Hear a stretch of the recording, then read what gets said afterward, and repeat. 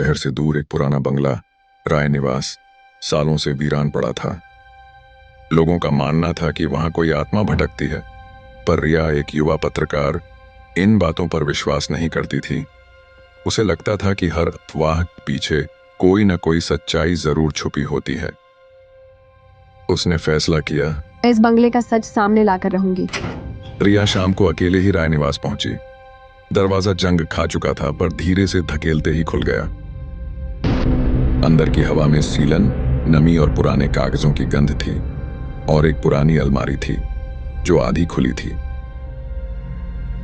उसके भीतर रखी थी एक पुरानी, मोटी, लाल रंग की किताब। उस किताब पर धूल की परत थी, लेकिन उसका इन शीर्षक चमक रहा था, तंत्राग्नि ग्रंथ। रिया ने जैसे ही किताब खोली, पहले पन्ने पर एक ही नाम दर्ज था, अनिरुद्ध राय, बंगले का आखिरी मालिक। किताब के पन्नों में लिखा था कि कोई उसे मारना चाहता है, पर हर संदर्भ में एक ही नाम दोहराया गया था, परछाई। जैसे जैसे रिया ने किताब के अंतिम पन्ने की ओर बढ़ना शुरू किया, उसमें लिखा था, अगर कोई ये किताब पढ़ रहा है तो समझ लो, परछाई अब तुम्हारे पीछे है। ये सिर्फ मुझे नहीं, हर उस इंसान को खत्म करती है जो इसका सच जानता है। रिया को लगा कि यह सब एक मनगढ़ंत कहानी है। उसने किताब बंद की और दरवाजे की ओर बढ़ने लगी। तभी दरवाजा अपने आप बंद हो गया। पूरे घर की बत्तियां एक झटके में बुझ गईं।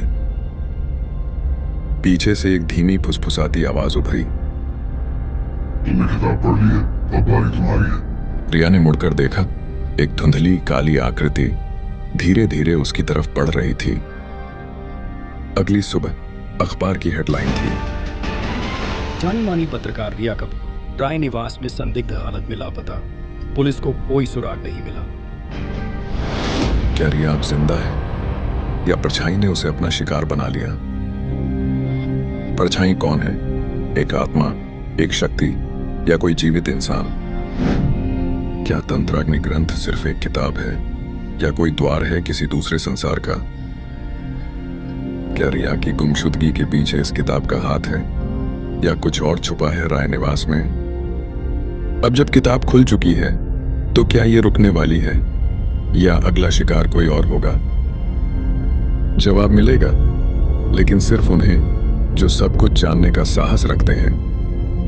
ऐसी ही रहस्यमयी और रोमांच से भरी कहानियों के लिए सब्सक्राइब करें एजे स्टोरी बुक्स, जहां हर कहानी सिर्फ कहानी नहीं, एक रहस्य होती है।